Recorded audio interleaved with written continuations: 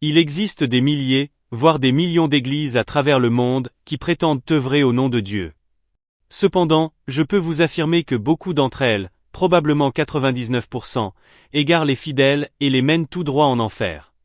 Je vous invite donc à prendre le temps d'écouter attentivement les informations que je vais vous transmettre. Une révélation récente a identifié 3 églises dans le monde qui appartiennent véritablement à Dieu. Il est essentiel que vous apparteniez à l'une de ces 3 églises. Si ce n'est pas le cas, il serait sage de reconsidérer votre choix, sans quoi vous risquez malheureusement de vous perdre éternellement. Je m'appelle Nonsa. Je suis une femme originaire d'une petite ville en Afrique du Sud. Je suis mariée depuis 12 ans et j'ai un fils de 4 ans qui a commencé l'école l'année dernière. Je voudrais partager quelque chose qui m'est arrivé récemment. Je n'avais pas prévu d'en parler, mais je crois que le Seigneur me pousse à le faire, pour que cela touche d'autres personnes qui se trouvent peut-être dans la même situation que moi il y a 6 ans. À cette époque, j'ai arrêté d'aller à l'église. J'ai complètement abandonné. Ce n'était pas par paresse ni par rébellion, mais à cause d'un événement très douloureux. J'étais engagée dans une église bien connue, aussi bien en Afrique du Sud qu'aux États-Unis. Il y avait une antenne de cette église dans ma ville. Elle était en pleine expansion. Le pasteur de la branche locale était très respecté. Je lui faisais confiance. J'étais active dans le groupe des femmes. Un jour, il m'a convoqué dans son bureau pour ce qui semblait être une réunion normale. Il m'a dit qu'il avait un message de Dieu à me transmettre. Mais une fois arrivé, il a verrouillé. Il a verrouillé la porte et a commencé à me toucher de manière inappropriée, d'une façon que je n'ose même pas décrire ici. J'étais figée, sous le choc. J'ai réussi à le repousser et à m'échapper. J'en ai parlé à quelques personnes, mais personne ne m'a cru. Ce qui m'a fait le plus mal, c'est que les responsables de l'église m'ont complètement ignoré quand je leur ai raconté ce que le pasteur m'avait fait. Ils ont pensé que j'essayais de le piéger, que je voulais salir sa réputation. Je me suis sentie brisée, seule, trahie par l'église. Seul mon mari m'a cru. Il m'a dit de ne plus jamais remettre les pieds dans cette église. À partir de ce jour-là, j'ai décidé de ne plus jamais aller dans aucune église. Je me suis dit que je prierais chez moi, que j'adorerais Dieu dans mon cœur, que je lirais ma Bible, mais que je n'entrerais plus dans une église. J'ai tenu cette décision pendant 6 ans. Beaucoup de gens ont essayé de me convaincre de changer. Ma sœur, mes voisins, même mon mari me disaient, non ça, tous les pasteurs ne sont pas comme ça. Trouve une autre église. Mais mon cœur n'arrivait plus à faire confiance. J'avais trop vu, trop vécu. Et quand je regardais autour de moi, je voyais tellement d'églises remplies de bruit et de confusion. Des églises où l'on demande beaucoup d'argent pour obtenir des guérisons ou des bénédictions. Des pasteurs qui utilisent de l'huile, de l'eau, des mouchoirs, toutes sortes d'objets comme s'il s'agissait de magie. Certaines églises ressemblaient plus à des entreprises qu'à la maison de Dieu. Je ne pouvais pas prendre le risque d'être blessée à nouveau. Mais récemment, quelque chose a tout changé. Il y a environ 2 semaines, j'ai eu un accident. Ce n'était pas très grave, mais je me suis blessée à la jambe et j'ai dû rester à la maison. Mon patron m'a accordé quelques jours de repos. Le 4e jour, après avoir déposé mon fils à l'école, je suis rentrée chez moi et j'ai ressenti un étrange appel dans mon cœur. J'ai été poussée à jeûner et à prier. Cela faisait longtemps que je n'avais pas jeûné. J'ai décidé de jeûner jusqu'à 18 heures et de passer la journée dans la présence de Dieu. J'ai pris ma Bible et j'ai lu Matthieu 24h11, plusieurs faux prophètes s'élèveront, et ils séduiront beaucoup de gens. Je me suis arrêtée un moment sur ce verset et j'ai médité longuement. J'ai dit, Seigneur, je sais que c'est vrai. Je l'ai vu de mes propres yeux. Alors, j'ai commencé à prier, de tout mon cœur. J'ai dit à Dieu que je voulais connaître la vérité. Je lui ai dit, Seigneur, je suis fatiguée d'avoir peur. Montre-moi ce qui est vrai. À un moment donné, j'ai même eu peur de ne pas aller au ciel, parce que je ne faisais partie d'aucune église. Alors j'ai continué à prier, demandant à Dieu, s'il existe une église qui t'appartient vraiment, montre-la-moi. Et pendant que je priais, il s'est produit quelque chose d'étrange. Mon corps est devenu très lourd. Mes yeux se sont fermés tout seuls, mais je n'étais pas endormie. J'étais consciente, mais incapable de bouger. Puis, soudainement, je me suis retrouvé dans une vision. Dans cette vision, je marchais dans un désert sec et aride. Il faisait très chaud. Le sol était craquelé. Il n'y avait ni arbre, ni eau, ni ombre. Je n'étais pas seul. Je voyais beaucoup de gens marcher dans ce désert. Certains étaient jeunes, d'autres vieux, mais tous semblaient épuisés.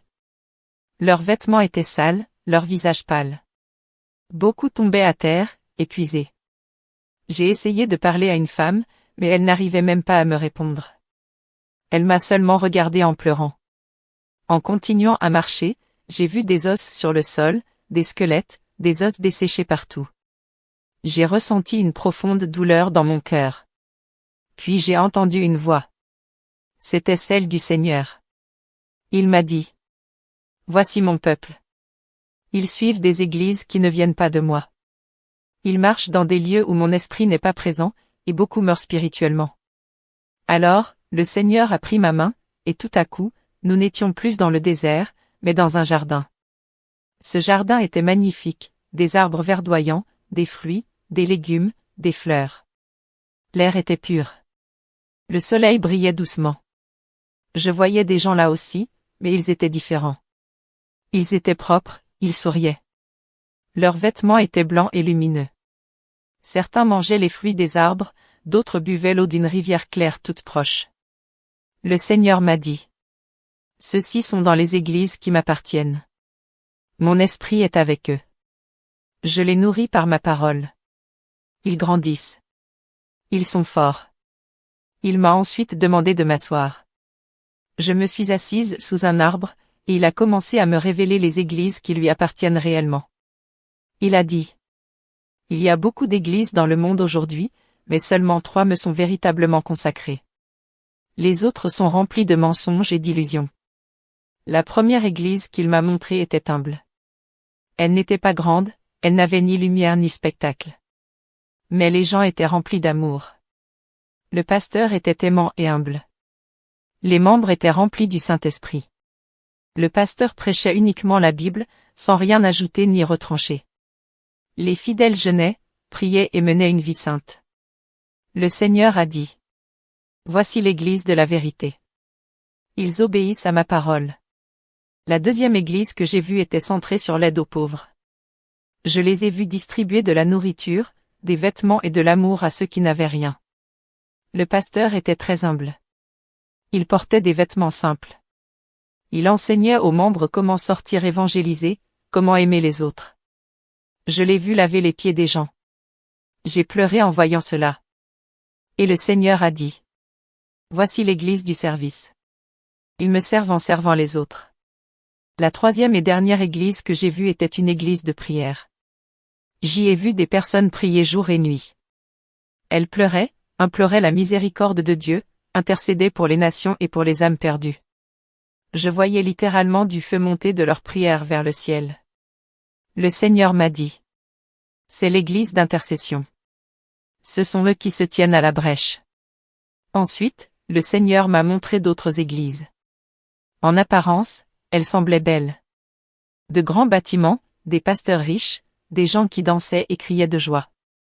Mais quand je regardais de plus près, je voyais des serpents qui rampaient autour de leurs autels. Je voyais des démons debout derrière les chairs. Je voyais des pasteurs donner la main au diable. Et le Seigneur a dit: Ces églises ne sont pas les miennes. Elles appartiennent à l'Antéchrist. Elles entraînent les gens en enfer. Alors j'ai commencé à pleurer dans la vision. J'ai dit: Seigneur, que dois-je faire? J'ai peur de rejoindre une mauvaise église. Et il m'a répondu: Je te guiderai, mais tu dois me chercher de tout ton cœur. Je te conduirai vers l'une de mes églises, mais tu dois marcher dans la vérité, dans l'amour et dans la prière. Dis à mon peuple ceci: beaucoup meurent dans le désert, mais mon jardin est prêt. Puis je me suis réveillé. Mon visage était couvert de larmes. Je suis resté longtemps à genoux, bouleversé par ce que je venais de vivre. Je ne savais pas quoi faire avec cette révélation. Mais après quelques jours, j'ai senti que le Seigneur me demandait de partager ce message. C'est pourquoi je l'écris aujourd'hui ici sur Great Miracle Avenue. Je voudrais dire à tous ceux qui lisent ou écoutent ce témoignage: Toutes les églises ne viennent pas de Dieu. Ce n'est pas parce qu'une église est populaire ou immense qu'elle appartient à Dieu. Beaucoup de personnes suivent des pasteurs au lieu de suivre Jésus. Beaucoup courent après les miracles et les signes, au lieu de rechercher la parole de Dieu. Le Seigneur m'a montré que seules 3 catégories d'églises lui appartiennent. L'église de la vérité, l'église du service, l'église d'intercession. Si l'église que vous fréquentez ne prêche pas la vérité, n'aide pas les autres ou ne prie pas véritablement, alors je vous en prie, priez Dieu pour qu'il vous guide. Ne faites pas comme moi en restant simplement à la maison, ce n'est pas non plus la solution. Dieu désire toujours que nous nous réunissions en tant qu'Église, mais nous devons être attentifs à l'endroit où nous allons. Les temps de la fin sont là. Il nous faut marcher avec prudence. Je prie pour qu'au moins une personne entende ce message et se réveille. Je prie que quelqu'un sorte du désert spirituel et entre dans le jardin de Dieu. Que le Seigneur nous guide tous. Merci d'avoir écouté la révélation de notre chère sœur jusqu'à la fin. Je suis convaincu que vous avez bien saisi tout ce qui a été dit dans ce message. Et je sais que certains d'entre vous s'attendaient peut-être à ce que notre sœur donne les noms exacts des églises. Mais il faut comprendre que dans sa vision, les 3 véritables églises de Dieu ont été montrées sous forme de catégories, pas sous des noms spécifiques. Donc, quelle que soit l'église que vous fréquentez, il est crucial de vous assurer qu'elle entre dans l'une de ces 3 catégories révélées par le Seigneur. 1. Une église remplie du Saint-Esprit. 2. Une église où règne l'humilité, la prière, le jeûne et l'obéissance à la Bible. 3. Une église qui vit selon la vérité, le service et l'intercession. Ces critères doivent vous aider à faire le bon choix lorsqu'il s'agit de rejoindre une communauté chrétienne. Ne prenez pas à la légère l'église que vous fréquentez. Car beaucoup, au lieu de conduire les âmes au ciel, les mènent plutôt en enfer, comme cela a été montré dans la vision. Soyons donc extrêmement prudents concernant les églises que nous fréquentons, car plusieurs sont malheureusement au service de l'Antéchrist. Je vous encourage à prier sincèrement pour demander à Dieu le discernement sur ce sujet. S'il vous plaît, partagez ce message autour de vous, afin que d'autres ne soient pas trompés et ne tombent pas dans les pièges du diable en allant dans des églises qui appartiennent à l'ennemi. Partagez-le avec vos amis, votre famille, vos proches, afin qu'ils entendent ce message et soient, eux aussi, délivrés de la confusion spirituelle.